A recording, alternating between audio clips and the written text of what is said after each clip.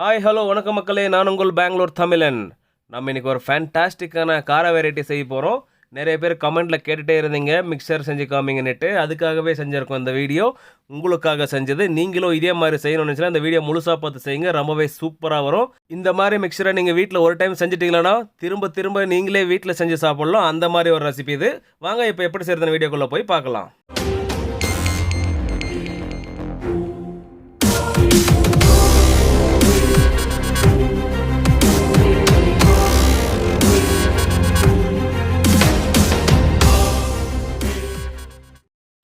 நம்ம இன்றைக்கி மிக்சர் செய்ய போகிறோம். அதுக்காக 2 கிலோ கடலை மாவு எடுத்து ஜல்லடை பிடிச்சி எடுத்துக்கலாம். டஸ்ட்டு, மண், கட்டி இந்த மாதிரி எதுவுமே இல்லாமல் இருக்கிறதுக்காக இந்த மாதிரி ஜலிச்சு எடுத்துக்கிட்டு போனால் நமக்கு க்ளீனாகி வந்துடும். முதல்ல நம்ம பூந்தி செய்யலாம். அதுக்காக 2 கிலோ எடுத்துருக்கோம் கடலை மாவு. இந்த மாதிரி க்ளீன் பண்ணதுக்கப்புறம் இப்போ இதில் 50 கிராம் உப்பு போட்டுக்கலாம். நம்ம எல்லாம் வெயிட்டோட தான் கரெக்டான மெஷர்மெண்ட் சொல்கிறோம். அதே மாதிரி செய்யுங்க, சூப்பராக வரும். இப்போ இந்த மாதிரி உப்பு சேர்த்துக்கப்புறம் நல்லா மிக்ஸ் பண்ணிவிட்டு இந்த மாதிரி நடுவில் ஒரு பள்ளம் பண்ணிக்கலாம். இப்போ தண்ணி சேர்த்துட்டு நம்ம பூந்தி செய்கிறதுக்கு தேவையான பதத்தில் இதை மிக்ஸ் பண்ணி எடுத்துக்கலாம். தண்ணி கொஞ்சம் கொஞ்சமாக சேர்த்து நம்ம மிக்ஸ் பண்ண போகிறோம். நம்ம ஒரே டைம் தண்ணி சேர்த்துட்டோம்னா மிக்சிங் நமக்கு கரெக்டாக தெரியாமல் போயிடும். அதனால தான் கொஞ்சம் கொஞ்சமாக சேர்த்துக்கோங்கன்னு சொல்கிறேன். நம்ம சேர்த்துக்கிறத பார்த்தாலே தெரியும் உங்களுக்கு. கரெக்டான பதத்தை காமிக்கிறேன். அந்த மாதிரி வர்ற மாதிரி நீங்களும் அதே மாதிரி மிக்ஸ் பண்ணிக்கோங்க. சூப்பராக வந்துடும். இப்போ நல்லா மிக்ஸ் பண்ணி முடிச்சிட்டோம். எடுத்து காமிக்கிறோம் பாருங்கள். இந்த மாதிரி வரணும். இந்த அளவுக்கு வந்ததுனா போதும். இது ரெடி ஆகிடுச்சு. இப்போ இந்த மாவெல்லாம் நம்ம பூந்தியை செஞ்சு எடுக்கணும். அதுக்காக ஆயில் சூடு வச்சிடலாம் வாங்க. ஒரு பெரிய கடாயில் 10 லிட்டர் ஆயில் ஊற்றி சூடு வச்சுருக்கோம். சூடு ஏறி வரட்டும். அந்த ஆயில் கரெக்டான சூடு எந்த மாதிரி இருக்குன்னு நான் காமிக்கிறேன் பாருங்கள். இப்போது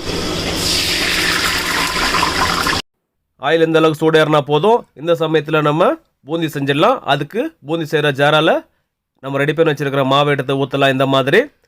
இந்த மாதிரி ஊற்றினோம்னா நமக்கு முத்தாக இறங்கி வந்துட்டுருக்கு பாருங்கள். கீழே இந்த மாதிரி பொறுமையாக சுற்றி விடுங்க. உங்களுக்கு கரெக்டான ஒரு பூந்தி வரும். ஷேப் கரெக்டாக இருக்கும். பொறுமையாக மேலே இந்த மாதிரி சுற்றி விடலாம். இந்த மாதிரி செய்கிறப்போ பெரிய கடாயை வச்சுட்டு செய்யுங்க. அப்போ தான் ஆயில் பொங்கி வராமல் இருக்கும். உங்களுக்கு பார்த்தாலே தெரியும் எந்த அளவுக்கு பொங்கி வந்துட்டுருக்கு. அதனால தான் சொல்கிறேன் பெரிய கடாயை வச்சுக்கோங்கன்னுட்டு. இந்த மாதிரி இந்த பூந்தியெல்லாம் செஞ்சு முடிச்சதுக்கப்புறம் நல்லா இது திருப்பி விட்டு நல்லா வேக வைக்கலாம். அப்போ தான் நமக்கு கரெக்டான கிறிஸ்பியான ஒரு காரா பூந்தி ரெடியாகி வரும். முதல்ல இந்த காரா பூந்தியெல்லாம் செஞ்சு முடிச்சதுக்கப்புறம் ஓம்பொடி ரெடி பண்ணணும். அதுக்கப்புறம் அதெல்லாம் சேர்த்து மிக்ஸ் பண்ண தான் மிக்சர் ரெடியாகி வரும். இப்போ பாருங்கள் நல்லா வெந்து வந்துருச்சு. இது வந்து டபுள் பாயில் பண்ணோம். இது நம்ம இப்போ இது இந்த அளவுக்கு வெந்தது போதும். இது ஆயிலேருந்து எடுத்து நம்ம ஒரு வடிகட்டில் எடுத்து வச்சுக்கலாம். எண்ணெய் வடிஞ்சு வரட்டும். திரும்பவும் இதை இன்னொரு டைம் பாயில் பண்ணணும். இப்போ இந்த மாதிரி இதெல்லாம் எடுத்து போட்டதுக்கப்புறம் அடுத்த பேட்ச் ரெடி பண்ணிடலாம் வாங்க. இப்போ அடுத்த பேட்ச் ரெடி பண்ணுறதுக்கு இந்த மாதிரி மாவை எடுத்துக்கலாம். எடுத்ததுக்கப்புறம் பூந்தி செய்கிறதுக்கான ஜாரை எடுத்துகிட்டு இப்போ ஆயில் வச்சுட்டு ஊற்றலாம். இந்த மாதிரி மாவு ஊற்றுறப்ப பாருங்கள் முத்தாக மணியாக இறங்கி வந்துட்டுருக்கு. இந்த மாதிரி வரணும்.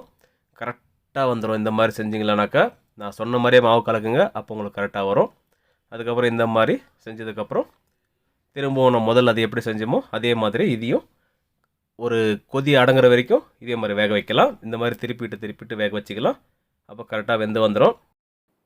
இப்போ பார்த்தாலே தெரியும் எந்த அளவுக்கு கொதி அடங்கி வந்திருக்குன்ட்டு. இந்த மாதிரி வர்ற சமயத்தில் நம்ம முன்னாடியே ரெடி பண்ணி வச்சுருந்த காரா பூந்தி எடுத்து இதில் சேர்த்துக்கணும். இப்போ நம்ம சேர்த்துக்கலாம். இதில் இந்த மாதிரி முழுசாக சேர்த்துட்டு ரெண்டுத்தையும் சேர்த்து இப்போ வேக வைக்கலாம். இந்த மாதிரி செய்கிறப்போ தான் நமக்கு அந்த காரா பூந்தி வந்து நல்லா கிறிஸ்பியாக வரும்.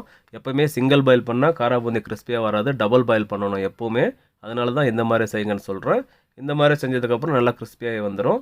பார்த்தாலே தெரியும் எந்த அளவுக்கு நமக்கு அது வெந்து வந்துட்டுருக்குன்ட்டு. ஆயில் கொதி பாருங்கள் நல்லா அடங்கி வந்துருச்சு. இதுக்கப்புறம் இது வெந்து வந்துருச்சு. இப்போ இதை எடுத்து நம்ம இதை ஒரு டைம் செக் பண்ணி பார்த்துட்டு எடுத்துக்கலாம். இந்த மாதிரி எடுத்துகிட்டு ப்ரெஸ் பண்ணி பாருங்கள். ஒரு பூந்தி எடுத்து இந்த மாதிரி ப்ரெஸ் பண்ணால் பொடியாக போயிடுச்சுன்னா ஓகே இது ரெடி ஆகிடுச்சு, எடுத்துடலாம். இந்த மாதிரி எடுத்து போட்டதுக்கப்புறம் எண்ணெய் வடிஞ்சு வரட்டும். அதுக்கப்புறம் எடுத்து வேறு ட்ரையில் இந்த மாதிரி மாற்றிக்கலாம். இப்போ மீதி இருக்கிற மாவெல்லாம் அதே மாதிரி நம்ம பூந்தியாக செஞ்சு எடுத்துக்கணும். அதே மாதிரி ஆயில் வந்து நான் முன்னாடியே சொன்னல சூடு, அந்த மாதிரி சூடு இருக்கணும். அந்த மாதிரி வந்த சமயத்தில் போட்டு செய்யுங்க. சூப்பராக பூந்தி ரெடியாகி வந்துடும். இந்த மாதிரி செஞ்சதுக்கப்புறம் அதையும் எடுத்து முழுசாக இந்த மாதிரி போட்டுக்கிட்டோம். இப்போ நம்ம செஞ்சுருக்கிற பூந்தி எப்படி இருக்குன்னு பார்க்கலாமா? இந்த மாதிரி கையில் எடுத்துக்கலாம். ப்ரெஸ் பண்ணால் பாருங்கள் பொடியாக போயிடும். இந்த மாதிரி பொடியாக போகணும். இப்போ மீதி இருக்கிற பூந்தியெல்லாம் நம்ம செஞ்சு முடிச்சாச்சு. இப்போ அடுத்த ப்ராசஸ் என்னென்னு பார்க்கலாம் வாங்க. இப்போ இந்த பூந்தியில் மிளகாய்த்தூள் சேர்த்துக்கலாம். நான் வந்து மிளகாய்த்தூள் எவ்வளோ சேர்த்துக்கிறேன்றதை கடைசியில் சொல்கிறேன். இப்போது இது சேர்த்ததுக்கப்புறம் பூண்டு இடித்து வச்சுருக்கோம். 400 கிராம் பூண்டு எடுத்து இடித்து வச்சுருக்கோம். அதில் பாதி இப்போ சேர்த்துக்கலாம். நம்ம வந்து பச்சை பூண்டு தான் சேர்த்துக்கிறோம். பச்சை பூண்டு இந்த மாதிரி இடித்து இந்த மாதிரி சேர்த்துக்கிறோம். அந்த பூந்தி சூட்லேயே அந்த ஃப்ளேவர் நமக்கு கிடைக்கும். நம்ம ஆயிலில் வேக வச்சு ஃப்ரை பண்ணி போட்டோம்னா அதோட பூண்டோட ஃப்ளேவர் போயிடும். அதனால தான் நம்ம இப்படி செய்கிறோம். நீங்கள் இந்த மாதிரி செஞ்சு ஸ்டார்ட் பண்ணிங்கன்னா ரொம்பவே சூப்பராக இருக்கும். இது இப்படியே இருக்கட்டும். அடுத்த ப்ராசஸ் என்னென்னு பார்க்கலாம் வாங்க. இப்போ ஆயில் சூடேறி வந்துட்டுருக்கு. நம்ம பூந்தி செஞ்சோமே அதே ஆயில் தான். இப்போ அந்த ஆயிலில் 1 கிலோ நிலக்கடலை போட்டு பொரிச்சு எடுத்துக்கலாம். இந்த மாதிரி 1 கிலோ போட்டதுக்கப்புறம் அதை நல்லா திருப்பிட்டு நல்லா மிக்ஸ் பண்ணி வேக வச்சு நல்லா பொரிச்சு எடுத்துக்கலாம். இந்த மாதிரி நான் கரெக்டான கலர் காமிக்கிறேன். அந்த மாதிரி வர்றப்போ அதை எடுத்துடலாம் ஆயிலேருந்து. இந்த நிலக்கடலையை கரெக்டாக நம்ம பொரிச்சு எடுக்கணும். ரொம்ப ரோஸ்ட் பண்ணிடவும் கூடாது, கம்மியாக வேக வைக்கவும் கூடாது, கரெக்டாக வேக வைக்கணும். இப்போ ஓரளவு கலர் மாதிரி வந்திருக்கு. எடுத்து காட்டுறேன் பாருங்கள் உங்களுக்கு. இந்த மாதிரி ரெட்டிஷாக வந்தாவே போதும். இது ரெடி ஆகிடுச்சு. இது ஆயிலேருந்து எடுத்துடலாம். எண்ணெய் வடிஞ்சு வந்ததுக்கப்புறம் எடுத்து ஒரு ட்ரையில் மாற்றிக்கலாம். அது கூடவே நம்ம 750 கிராம் பொட்டுக்கடலை சேர்த்துக்கலாம். இந்த மாதிரி பொட்டுக்கடலையும் நிலக்கடலையும் சேர்த்து மிக்ஸ் பண்ணிடலாம். நம்ம நிலக்கடலை மட்டும்தான் ஆயிலில் வேக வச்சு எடுத்துருக்கோம். பொட்டுக்கடலை அப்படியே டைரெக்டாக போட்டிருக்கோம். இந்த மாதிரி சேர்த்ததுக்கப்புறம் இது முழுசாக அளவில் மிக்ஸ் பண்ணிக்கலாம். இப்போ இதில் அப்படியே மிளகாய் தூள் தூவிக்கலாம். ஒரு 30 கிராம் அளவுக்கு தூவிக்கலாம். இந்த மாதிரி அது கூடவே கொஞ்சம் உப்பு சேர்த்துக்கலாம். இந்த பொட்டுக்கடலைக்கும் நிலக்கடலைக்கும் தேவையான அளவுக்கு சேர்த்துட்டு இந்த மாதிரி மிக்ஸ் பண்ணி விட்டுடலாம். முழுசாக மிக்ஸ் ஆகிற அளவுக்கு மிக்ஸ் பண்ணிக்கோங்க. அப்போ தான் நமக்கு கரெக்டான டேஸ்ட் கொடுக்குறது இதுதான். முக்கியமாக டேஸ்ட் கொடுக்குறது இதுதான். இந்த மாதிரி மிக்ஸ் பண்ணதுக்கப்புறம் இதை எடுத்து நம்ம முன்னாடியே பூந்தி செஞ்சு வச்சுருக்கோம், அதில் சேர்த்துக்கலாம். அதில் முழுசாக சேர்த்து விட்டுடலாம். இந்த மாதிரி இப்போது இது இப்படியே இருக்கட்டும். அடுத்த ப்ராசஸ் என்னென்னு பார்க்கலாம் வாங்க. நிலக்கடலை பொரிச்சு எடுத்து அதே ஆயில் சூடாக இருக்குது. அதில் இப்போ அவல் போட்டு பொரிச்சு எடுத்துக்கலாம்.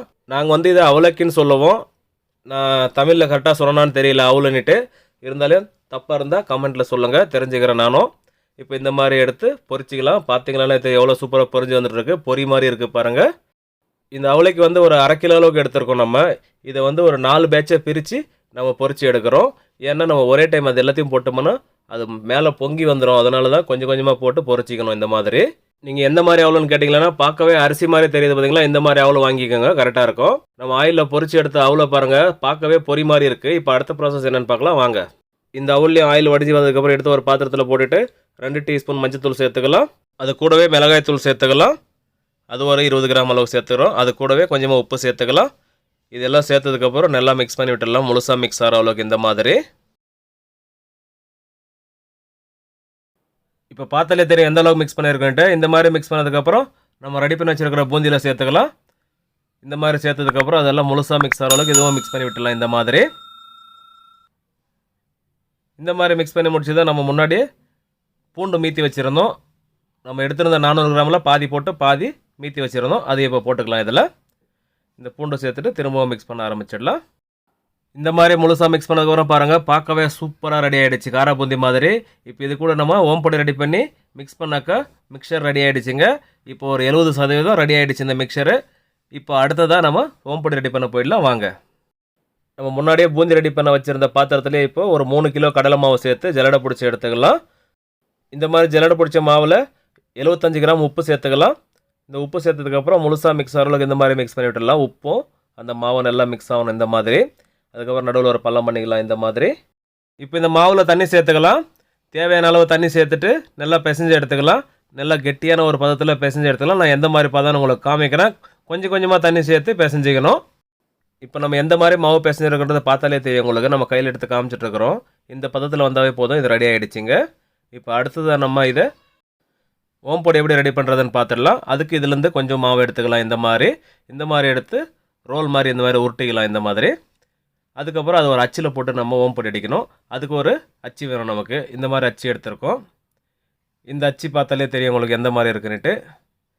இந்த அச்சில் தான் நம்ம ஓம்பொடி செய்ய போகிறோம். இதை அந்த ஓம்பொடி அடிக்கிற மிஷினில் போட்டுட்டு இப்போ நம்ம எடுத்து வச்சுருக்கிற அந்த மாவை எடுத்து அதுக்குள்ளே போட்டுடலாம். இந்த மாதிரி போட்டு நல்லா டைட்டாக ஒரு மாதிரி ப்ரெஸ் பண்ணி விடலாம். இந்த மாதிரி அது ஃபுல்லாக ஒரு அளவுக்கு போட்டு டைட் பண்ணி வச்சிடலாம். அவ்வளோதாங்க. இந்த மாதிரி பண்ணதுக்கப்புறம் அதுக்கு மேலே ஒரு இந்த மாதிரி ப்ரெஸ்ஸிங் இருக்கும். இதை வச்சு இந்த மாதிரி டைட் பண்ணோம்னா டைட் ஆகிடும். இது இப்படியே இருக்கட்டும். ஆயில் சூடு வச்சுருக்கோம். அது சூடேறி வந்ததும் ஓம்பொடி அடிச்சிடலாம். இப்போ ஆயில் நல்லா சூடேறி வந்திருக்கு. தண்ணி தெளித்து பார்க்குறப்போ சிறுன்னு நல்லா சவுண்டு வரணும். அந்த மாதிரி வந்ததுனால தான் ஆயில் கரெக்டான சூடு இருக்குன்னு அர்த்தம். அந்த மாதிரி வந்ததுக்கப்புறம் நம்ம முன்னாடியே ரெடி பண்ணி வச்சுருக்கிற ஓம்பொடி அச்சில் மாவு போட்டு வச்சுருக்கலாம். அதை எடுத்து இந்த மாதிரி வச்சுக்கலாம். அந்த அச்சு எண்ணெயில் படுற மாதிரி வச்சுக்கோங்க. ஒரு 1/4 அளவுக்கு படுற அளவுக்கு வச்சுட்டு இந்த மாதிரி திருப்பினாக்கா கரெக்டாக அது ஒரு ரவுண்ட் ஷேப்பில் வந்துடும். நம்மளுக்கு அதிகமாக ப்ரெஸ் பண்ண வேண்டாம். ஒரு பாதி அளவுக்கு ப்ரெஸ் பண்ணி விடலாம். அப்போ நம்மளுக்கு கரெக்டாக வந்துடும். நம்ம அந்த மிஷினில் போட்டுருக்கிறது ஒரு 3 பேட்சாக போட்டு நம்ம சுற்றி எடுக்கணும். இப்போ பாருங்கள் நல்லா நல்லா கொதி அடங்கி வருது பாருங்கள். இந்த மாதிரி வந்துச்சுன்னா கரெக்டாக வந்துட்டுருக்குன்னு அர்த்தம். கொஞ்சம் நல்லா கொதி அடங்கினோடனே அப்படியே கொஞ்சம் திருப்பி போடலாம். இன்னொரு பக்கமாக வெந்துடட்டும். இந்த மாதிரி திருப்பி போட்டுட்டு கொஞ்சம் அப்படியே ஒரு 30 செகண்ட் அந்த மாதிரி விட்டிங்களானவே போதும். உங்களுக்கு கரெக்டாக வெந்து வந்துடும். நம்ம வந்து பூந்தியை வந்து டபுள் பாயில் பண்ணியிருப்போம். இதை வந்து அந்த மாதிரி பண்ண தேவையில்ல. சிங்கிள் பாயிலே கரெக்டாக கிறிஸ்பியாக வந்துடும். இப்போ நல்லா வெந்து வந்துருச்சு. இந்த மாதிரி ஃபோல்ட் பண்ணி விட்டுட்டு அப்படியே எடுத்துடலாம். ஆயிலேருந்து எடுத்து வடிகட்டை போட்டுடலாம். எண்ணெய் வடிஞ்சு வந்ததும் எடுத்து நம்ம பூந்தியில் சேர்த்துக்கலாம். இப்போ இதே மாதிரி அடுத்த பேட்ச் எப்படி செய்யுதுன்னு பார்க்கலாம் வாங்க. இப்போ 2வது பேட்ச் செஞ்சுட்ருக்குறோம். நம்ம முன்னாடியே மீத்தி வச்சுருந்த மாவு இருந்ததில்ல மிஷினில், அதை வந்து இப்போ செஞ்சுட்ருக்குறோம். இந்த மாதிரி சுற்றி விடுறப்போ எண்ணெய் பாருங்கள் கொதி வந்து அப்படியே மேலே பொங்கி வர்ற மாதிரி ஆகுது. அந்த மாதிரி சமயத்தில் பார்த்து செய்யுங்க, எண்ணெய் பொங்கி வெளியே வந்துடாமல். நம்ம எப்போவுமே ஃபில் பண்ணுற மாவே வந்து 2 பேட்சை 3 பேட்சை பிரித்து நம்ம செய்கிறப்போ கரெக்டாக வரும். இந்த ஓம் பொடி நம்ம அடிக்கிறப்போ எண்ணெய் பொங்கி அப்படியே மேலே வந்துட்டு இருந்தது. இப்போ பாருங்கள் அப்படியே கம்மியாயிடுச்சு. அந்த மாதிரி கொதி அடங்கி வர்ற வரைக்கும் அப்படியே விடுங்க ஒரு பக்கம். அந்த மாதிரி கொதி அடங்கி வந்ததுக்கப்புறம் நம்ம திரும்பவும் எடுத்து அதை திருப்பி போட்டு வேக வைக்கணும். அதே மாதிரி இந்த மாதிரி ப்ரெஸ் பண்ணி விட்டாக்கா நமக்கு பர்ஃபெக்டாக வெந்து வரும். அந்த கொதி எந்த அளவுக்கு அடங்குதோ அதை கரெக்டாக பார்த்துக்கோங்க. ஆயில் வந்து சூடாக இருக்கிறப்போ தான் நம்ம அதை செய்யணும். இப்போ இந்த அளவுக்கு கொதி அடங்கின போதும் நம்ம அப்படியே திருப்பி போட்டுடலாம். இதை இந்த மாதிரி திருப்பி போட்டு அப்படியே வேக வைக்கலாம். ஒரு 20-30 செகண்ட் வரைக்கும் இந்த மாதிரி வேக வச்சோம்னா க்ளீனாக வெந்துடும். இது நம்ம முன்னாடி எப்படி செஞ்சோமோ அதே மாதிரி தான். இது சிங்கிள் பாயில் பண்ணாவே போதும். இந்த அளவுக்கு நல்லா கொதி அடங்கினாவே போதும். இந்த ஓம் பொடி நல்லா கிறிஸ்பியாக வந்துடும். இப்போ இது வெந்துருச்சு, எடுத்துடலாம். எடுத்து திரும்ப எண்ணெய் வடிஞ்ச வர வரைக்கும் வச்சுருக்கலாம். அப்புறம் எடுத்து பூந்தியில் போட்டுக்கலாம். இப்போ இதே மாதிரி மீதி இருக்கிற மாவெல்லாம் அந்த மிஷினில் போட்டு ஓம் பொடியை ரெடி பண்ணி எடுத்துக்கலாம். திரும்பவும் ஆயில் சூடே வந்தது தான் நம்ம ஓம் பொடி ரெடி பண்ணலாம். அதுக்கு முன்னாடி ஒவ்வொரு பேட்ச் நீங்கள் ரெடி பண்ணி முடிச்சதுக்கப்புறம் இந்த மாதிரி ஆயிலை சுத்தமாக க்ளீன் பண்ணிக்கோங்க. அப்போ தான் அந்த மிக்சரில் கருப்பு வராமல் இருக்கும். அதனால் இந்த மாதிரி அப்பப்போ க்ளீன் பண்ணிக்கிறது பெட்டர். நம்ம ரெடி பண்ண ஓம் பொடி எண்ணெய் வடிஞ்சு வந்துருச்சு. இப்போ இதை எடுத்து இந்த பூந்தியில் சேர்த்துக்கலாம். இந்த ஓம் பொடி மேலே லைட்டாக மிளகாய் தூள் தூவிக்கலாம். இந்த மாதிரி கொஞ்சம் கொஞ்சமாக தூவிக்கலாம். அப்போ தான் நமக்கு எல்லா இதுலேயும் ஒரே மாதிரி ஸ்பைசினஸ் கிடைக்கும். இப்போ மீதி இருக்கிற மாவெல்லாம் இதே மாதிரி ஓம் பொடியை ரெடி பண்ணி எடுத்துக்கலாம். அதுக்கப்புறம் என்ன ப்ராசஸ்ன்னு பார்க்கலாம் வாங்க. இப்போ 2வது பேட்ச் செஞ்சு முடிச்சிட்டோம். இப்போ அது மேலே திரும்பவும் மிளகாய் தூள் தூவிக்கலாம். இந்த மாதிரி கொஞ்சம் கொஞ்சமாக தூவிக்கணும். இந்த மாதிரி தூவினதுக்கப்புறம் பாருங்கள் பார்க்கவே அழகாக இருக்குது இந்த ஓம் பொடியை பார்க்குறதுக்கு. இப்போ இன்னொரு பேட்ச் இருக்குது, அதையும் போட்டு எடுத்துடலாம். 3வது பேட்சை செஞ்சு முடிச்சாச்சு. அவ்வளோதாங்க. இப்போ அடுத்த ப்ராசஸ் என்னென்னு பார்க்கலாம் வாங்க. இந்த மிக்சர் ரெடி பண்ண எண்ணெயிலே சூடாக இருக்குது. அந்த எண்ணெயில் கருவேப்பிலை போட்டு பொரிச்சு எடுத்துக்கலாம். ஆயில் மிதமான சூடு இருக்கிறப்ப பொரிச்சிக்கலாம். இந்த மாதிரி அதிகமாக சூடு இருந்தால் ரொம்ப கிறிஸ்பி ஆகிடும். இந்த மாதிரி இருக்கிறப்ப போட்டோம்னா நமக்கு கரெக்டாக அந்த கலரும் மாறாது, கரெக்டாக இருக்கும் பார்க்குறதுக்கு. அதனால தான் இந்த மாதிரி நல்லா ஃப்ரை ஆனதுக்கப்புறம் ஆயிலேருந்து எடுத்துடலாம். அதுக்கப்புறம் ஆயில் வடிஞ்சு வரட்டும். இப்போ அடுத்த ப்ராசஸ் என்னென்னு பார்க்கலாம் வாங்க. இப்போ நம்ம முன்னாடியே எடுத்து போட்ட ஓம் பொடி மேலே மிளகாய் தூள் தூவிக்கலாம். மொத்தமாக நம்ம எவ்வளோ மிளகாய் தூள் எடுத்துருக்கோம்னா 250 கிராம் எடுத்துருக்கோம் டோட்டலாக. அப்பப்போ சேர்த்ததெல்லாம் சேர்த்து நான் மொத்தமாக சொல்கிறேன், முன்னாடியே சொல்லியிருந்தேன். இப்போ டோட்டலாக 250 கிராம் மிளகாய் பொடி எடுத்து இதில் சேர்த்து மிக்ஸ் பண்ணிட்டுருக்குறோம். இப்போ இது முழுசாக மிக்ஸ் ஆகிற அளவுக்கு இந்த மாதிரி மிக்ஸ் பண்ணி விடலாம். இந்த மாதிரி இதெல்லாம் சேர்த்து மிக்ஸ் பண்ணுறப்ப கரெக்டான ஒரு மிக்சர் டேஸ்ட் கொடுக்கும் நம்மளுக்கு. ஏன்னா நம்ம போட்டிருக்கிற பூண்டு, மிளகாய் தூள், உப்பு, அந்த அவுல், நிலக்கடலை, பொட்டுக்கடலை, அதில் போட்டிருக்கிற மசாலா எல்லாம் அப்போ தான் முழுசாக மிக்ஸ் ஆகி கரெக்டான ஒரு ஃப்ளேவர் நம்ம கொடுக்கும் அந்த மிக்சரு. அதனால தான் இந்த மாதிரி ஒரு டைம் மிக்ஸ் பண்ணுங்கள். சூப்பராக ரெடி ஆகிடுச்சு இது. இந்த மாதிரி மிக்ஸ் பண்ணதுக்கப்புறம் முன்னாடியே பொரிச்சு வச்சிருக்கிற கருவேப்பிலை எடுத்து போட்டுக்கலாம். போட்டதுக்கப்புறம் அதில் குச்சியெல்லாம் உருவி விட்டுடலாம். இந்த மாதிரி குச்சி இல்லாமல் இந்த மாதிரி கருவேப்பிலை மட்டும் போட்டுக்கலாம் இதில். இப்போ பாருங்கள் ஒரு ஃபேன்டாஸ்டிக்கான மிக்சர் ரெசிபி ரெடி ஆகிடுச்சு. இதோட அளவு எவ்வளோ இருக்குன்னு கேட்டீங்கன்னா 12 கிலோ அளவுக்கு வந்திருக்கு. உங்களுக்கு இந்த அளவுக்கு தேவைப்பட்டால் இந்த வீடியோ பார்த்து செய்யுங்க. ரொம்பவே சூப்பராக வரும். செஞ்சு சாப்பிட்டு பார்த்துட்டு கமெண்ட்டில் சொல்லுங்கள் எப்படி இருந்தால் நான் தெரிஞ்சுக்கிறேன். ஓகே மக்களே, ஒரு ஃபேன்டாஸ்டிக்கான மிக்சர் ரெசிபி செஞ்சு காமிச்சிருக்கோம். நாங்கள் செஞ்ச இந்த மிக்சர் ரெசிபி உங்களுக்கு பிடிச்சிருந்தா கீழே லைக் பண்ணுங்க. அப்படியே இந்த வீடியோ ஃப்ரெண்ட்ஸ்க்கெல்லாம் ஷேர் பண்ணிவிட்டு சப்போர்ட் பண்ணிட்டு வாங்க. நீங்களும் சப்ஸ்கிரைப் பண்ணால் பார்த்தா சப்ஸ்கிரைப் பண்ணிட்டு பக்கத்தில் பெல் ஐக்கான் இருக்கும், அதை கிளிக் பண்ணிட்டு ஆல் என்டர் பண்ண கிளிக் பண்ணிவிடுங்க. அப்போ தான் நாங்கள் போடுற வீடியோ உடனுக்குடன் நோட்டிஃபிகேஷன் வரும் உங்களுக்கு. மேலும் சப்போர்ட் பண்ணிட்டு வாங்க. மீண்டும் அடுத்த வீடியோவில் சந்திப்போம். பாய்.